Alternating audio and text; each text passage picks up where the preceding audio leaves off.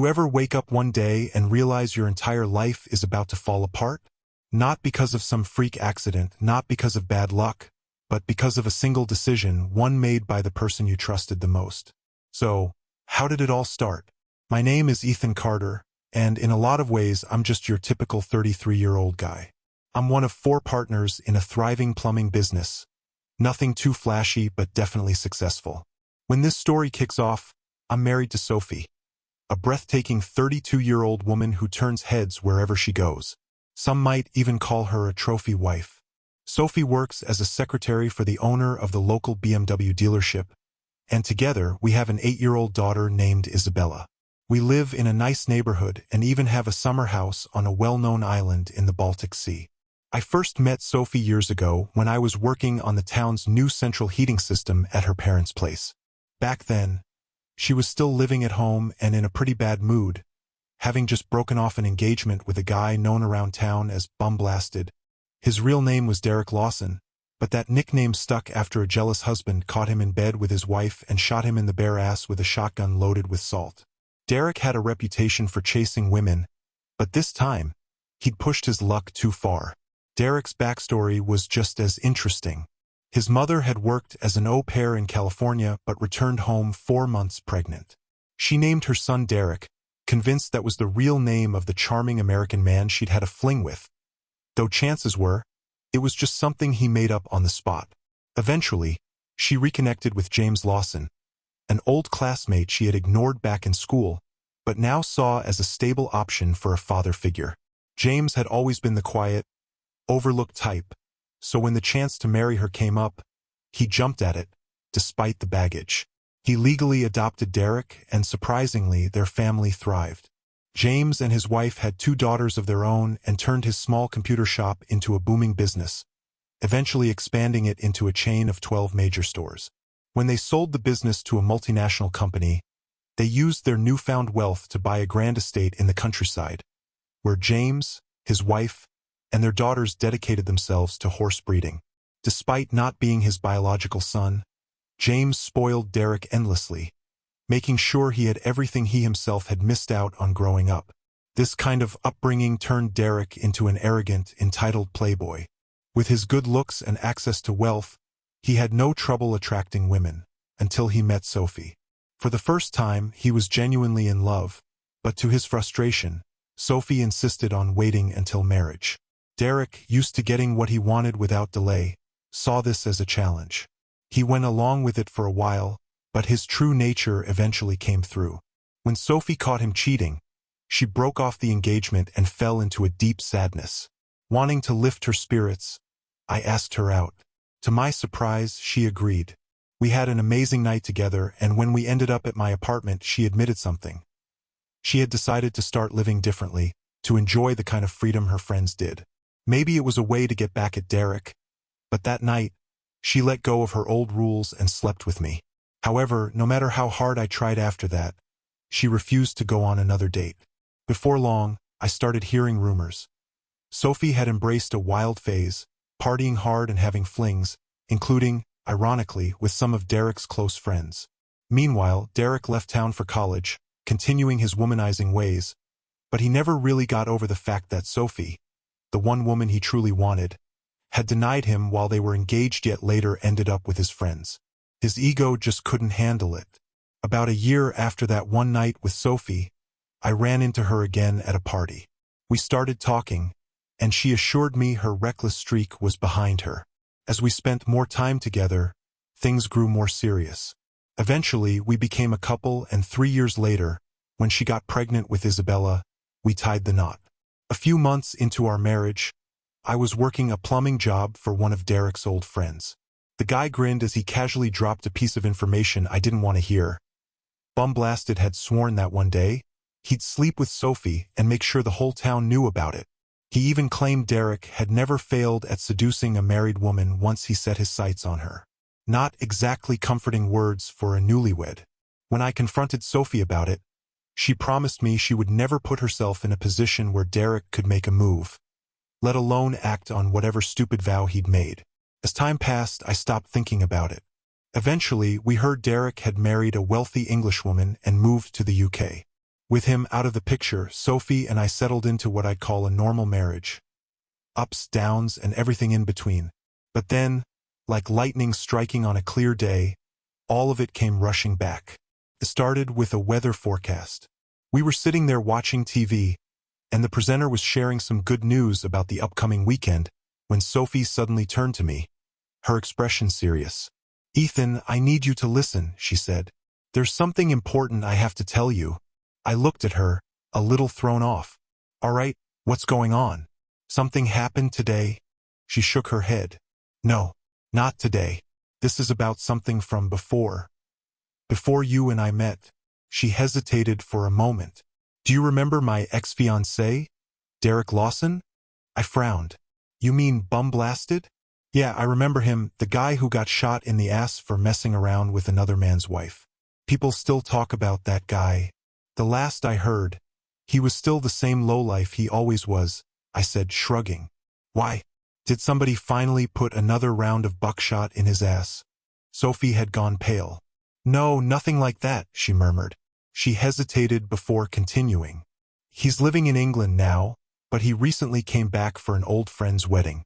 That's where he met Natalie Isabella Harper. You know who she is, right? Well, they hit it off, and when he found out she knew me, he got curious. I could already see where this was going, and a cold chill ran through me. He asked her a lot of questions about me," she admitted. "And eventually, she gave him my number." My stomach tightened. I didn't need to ask why. Derek had made a promise years ago, and now he was circling back to make good on it. Keeping my voice steady, I asked, "Did he call you?" She hesitated just a second too long before nodding. "Yeah, we've talked a few times. Just reminiscing about the past." I let out a sharp laugh. "The past? You two were together for what, 3 or 4 months? And he cheated on you. Not exactly something worth reminiscing about." She sighed, her voice almost pleading. "You don't get it. Back then, we had dreams. I just wanted to talk about them. That's all." I shook my head. "Dreams? That's supposed to be ancient history. What's the real issue here?" She hesitated again, then finally admitted, "He wants to see me." I scoffed. "Of course he does. He made a promise, remember? He swore he'd sleep with you someday and make sure the whole town knew about it. Hard to pull that off over the phone." Sophie flinched, her face draining of color. "Don't be ridiculous," she said defensively. "He just wants to catch up as friends. That's it." "Fine," I said, folding my arms. "Then invite him over. We'll have him and his wife over for dinner." But she immediately shook her head. "No, he's not coming here." That set off every alarm in my head. "He won a bonus stay at a 5-star resort in Iskia," she continued, avoiding my gaze. "He invited me to join him. His wife can't make it. She's afraid of flying. But she trusts him and has no problem with him meeting up with an old friend." I stared at her like she'd lost her damn mind. "You've got to be kidding me," I said, my voice dangerously calm. "Please just listen," she pleaded. "I've already agreed to go. It's a once-in-a-lifetime opportunity. A place like this? You and I could never afford it right now. Not with everything we're spending on the summer house." My hands curled into fists at my sides. This was worse than I ever could have imagined. And I knew, without a shred of doubt, that this was only the beginning of a much bigger nightmare. She wasn't wrong about one thing, though. Iskia was the playground of the rich and famous, the most exclusive of all the Italian resorts. But that didn't change the fact that she was choosing to go there with him. My patience snapped. "Do you still love that bastard?" I demanded. Her face went ghostly white. "No, of course not. I love you," she insisted. "You should know by now. You're the only man I've ever truly loved." I let out a cold laugh. "Is that what you call love? Running off to Iskia for a week of luxury and what? Pretending there aren't strings attached? You think Derek is just handing you a free vacation out of the goodness of his heart?" Her mouth opened, then closed. She looked flustered. "I never said anything about sex," she protested. "He hasn't asked me for anything, and I haven't promised him anything. I'd had enough. No sex? No cheating?" I snapped. "Then why the hell do you think he's taking you to one of the most expensive resorts in the world?" Whether he scammed some poor sucker into paying for it or not, it doesn't change the fact that he's expecting something in return. And if you're foolish enough to think he won't try to sleep with you at every opportunity, you're either lying to me or lying to yourself. I took a step closer, my voice dropping. And don't be shocked when proof of this little trip starts spreading all over the internet. Her breath hitched, her eyes widening in shock. Do you seriously see me that way? She whispered. Like some kind of 304. I sneered. What else am I supposed to think? Derek just happens to have an extra ticket, and you just happen to be the one he offers it to? And his wife, conveniently, doesn't know or care. Yeah, Sophie, I do see you that way. Tears welled in her eyes. You'll see, she said desperately. Nothing bad is going to happen. No one will even know I went with him. I let out a cold, humorless laugh. No one but me? If you think I'm keeping this quiet, you're out of your damn mind. The whole town will hear about your little vacation. And my humiliation. For the first time, real fear flickered across her face. The price of this free trip was becoming a lot steeper than she'd expected. Please, she whispered, don't do this to us. I promise, I'll make it up to you when I get back. I looked her dead in the eye. There's only one way to fix this, I said, my voice like steel. Take out your phone. Call him. Cancel the trip. Do it now. Her lower lip trembled. I can't. And that was it. The final straw. A strange sense of calm washed over me. My marriage was over. Then have a nice trip, I muttered, turning on my heel and walking straight to the living room. I poured myself a generous glass of my best single malt whiskey and let it burn its way down. We didn't say another word to each other for the rest of the night. The next morning, she seemed back to her usual self, confidence restored. Flashing a bright, almost taunting smile, she asked, So, do you still think you're married to a 304? I met her gaze, stone cold. Did you cancel your trip? Her smile wavered. No, I can't. Then yeah, I said flatly. I do. Her expression darkened. Who cares what you think? She snapped. Breakfast was silent after that. Later at work, I made a call. Olivia Hayes picked up, sounding a little surprised. Hey, Ethan. What's up? Would you like to have lunch with me? I asked. Olivia lived just a few houses down from us. She was the mother of Isabella's best friend and had divorced her cheating husband about 5 months ago. I'd always admired her. Not flashy like Sophie, but attractive in her own way. Over lunch, after some casual small talk, I leaned in. I have a secret to tell you, I said. But you have to promise to keep it. Her brows lifted slightly. A secret? And what's the catch? No catch, I assured her. Actually, there's a gift involved. I want you and your daughter to come with me and Isabella to Euro Disney in Paris. All expenses paid. She narrowed her eyes slightly. What's the condition? There isn't one. Not before the trip, not during, not after. I just think it'd be easier for me, and a lot more fun for Isabella, if you two joined us. She studied me for a moment. And what does Sophie think about this? I smirked. Sophie won't care. She's too busy packing for her trip to Iskia with her ex-boyfriend. I spoke with cold finality. And I've decided to file for divorce. Olivia went silent. After a long pause, she finally asked, Can you tell me more about this trip? No real plans yet, I admitted. If you say yes, we can figure it out together. An hour after lunch, Olivia called me back. All right, she said. I'll go. That evening, she had already arranged a babysitter for her daughter, and we met at my office to start planning. I half expected her to insist on separate rooms, but to my surprise, she suggested a family room so the girls could stay together. I had no objections. From that day forward, Olivia and I talked daily. We booked our flights to Paris, rented a car, and secured a hotel near Euro Disney. Meanwhile, back at home, things between Sophie and me had gone completely silent. The only noticeable change was that I had completely lost interest in being intimate with her. If she noticed, she didn't let on. One afternoon, while washing her car at a gas station, I found a folder she had carelessly left in the glove compartment. Inside were printed pages from the Iskia Resort's website, along with an email from Derek detailing their flight schedule and boat transfer arrangements. It almost felt like she had left it there on purpose, taunting me. Instead, it served as the final confirmation I needed. Everything was crystal clear now. There was only one way forward. If I had laid it out for her plainly, stay home or get divorced, maybe she would have backed out of the trip. But I saw no reason to give her that option. In my mind, she had betrayed me the moment she said yes to Derek's invitation. She wasn't naive. She knew exactly what he wanted from this trip, and she agreed anyway. Yes, I was also going on a trip with Olivia, but that was entirely different. Olivia was single, and by the time we left, I had already signed my divorce papers. What happened after our trip wasn't some act of betrayal. It was simply a new chapter. When I told Sophie that Isabella and I would be going to Euro Disney in Paris while she was in Iskia, she barely reacted. She didn't ask any questions or push for details. Maybe she had lost interest in intimacy too, though for completely different reasons.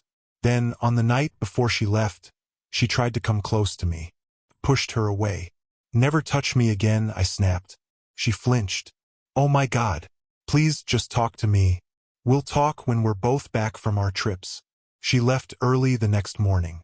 Once I was sure she was already on the boat to Iskia, I made a phone call to Derek's wife.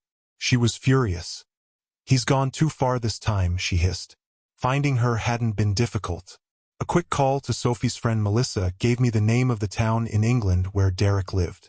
And with an unusual last name like Grant, a simple online search led me straight to their home phone number. Then I sat down and wrote my letter to Sophie. "Dear Sophie, your past and present lover, Derek, is an even bigger liar than you probably realize. His wife informed me that she is currently playing hostess for their guests, while her husband enjoys a week in Iskia. According to her, they've had a wonderful vacation on the island. Maybe you should have spoken to her before believing everything that desperate bastard told you. She's now on her way to Iskia for a serious conversation, with both you and Derek. Enclosed, you'll find copies of the divorce papers the court received today.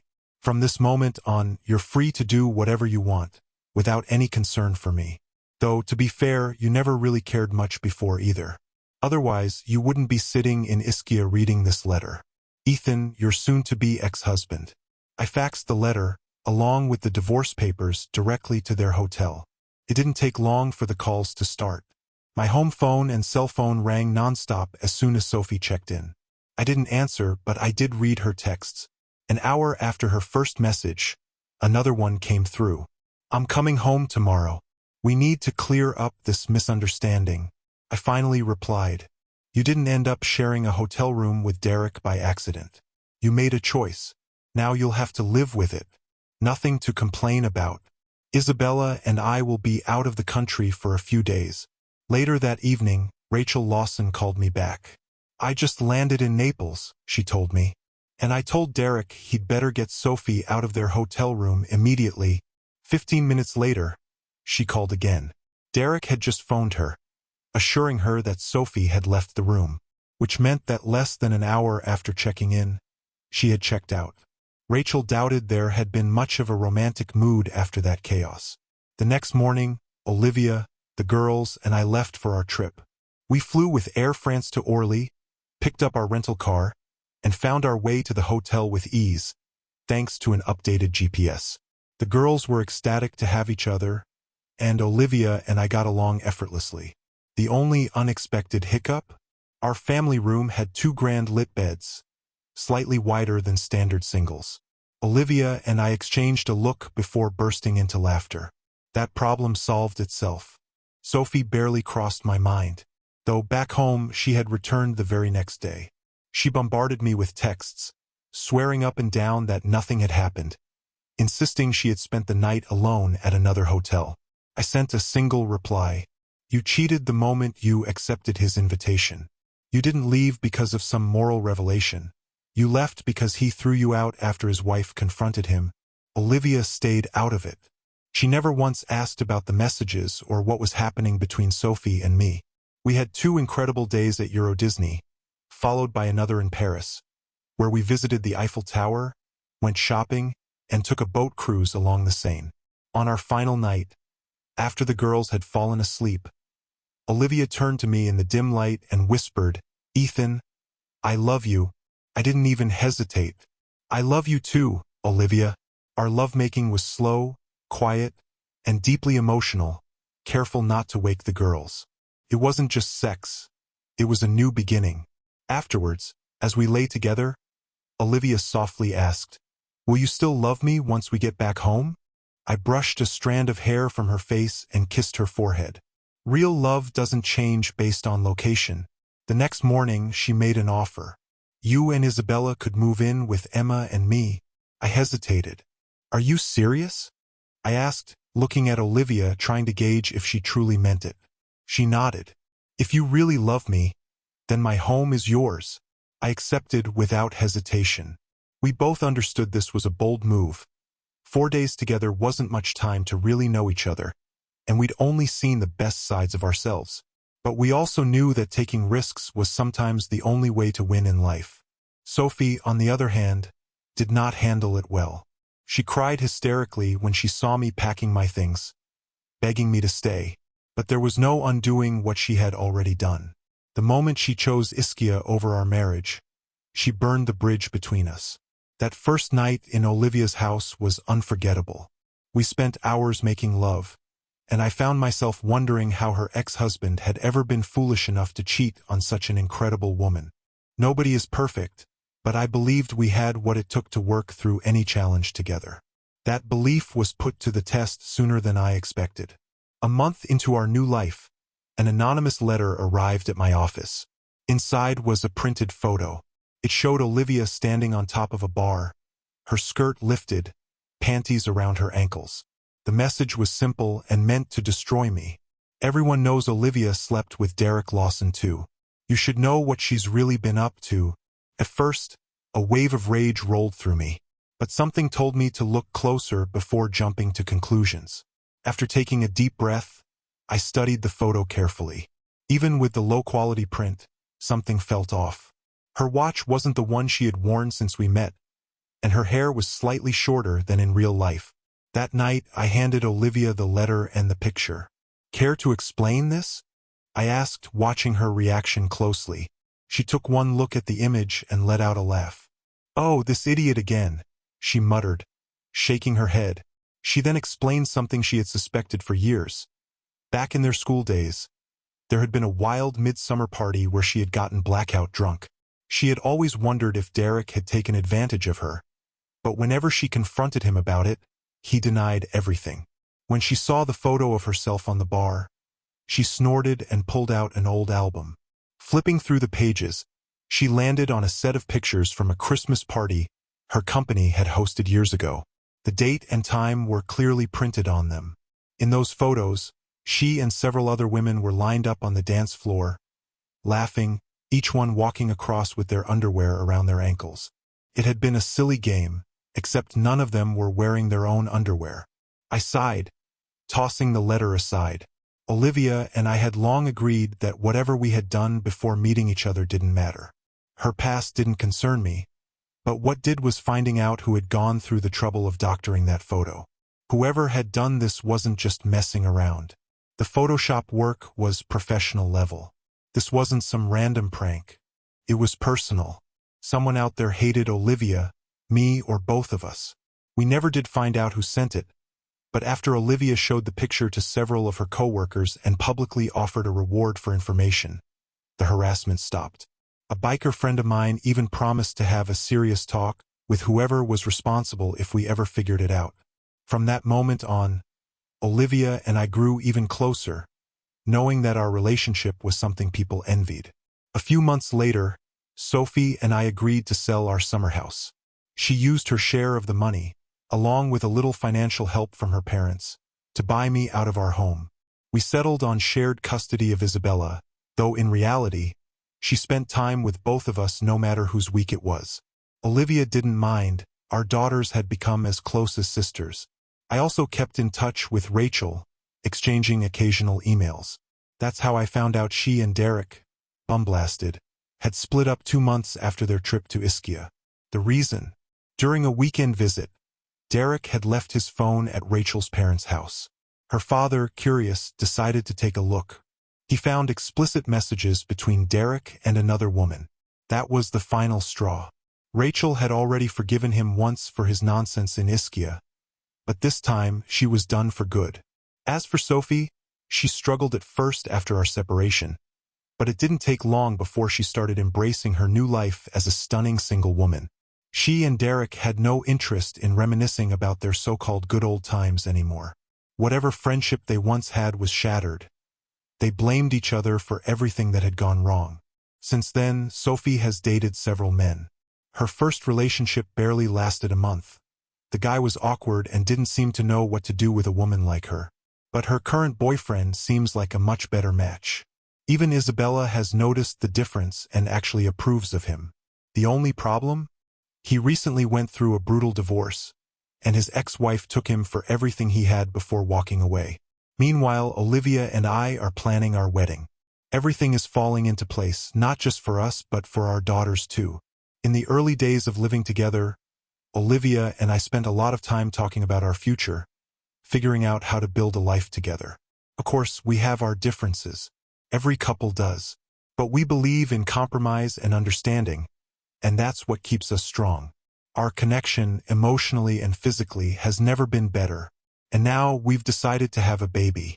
We're actively trying, and even our daughters are excited at the thought of having a little baby brother or sister. For the first time in a long time, my life feels exactly as it should be.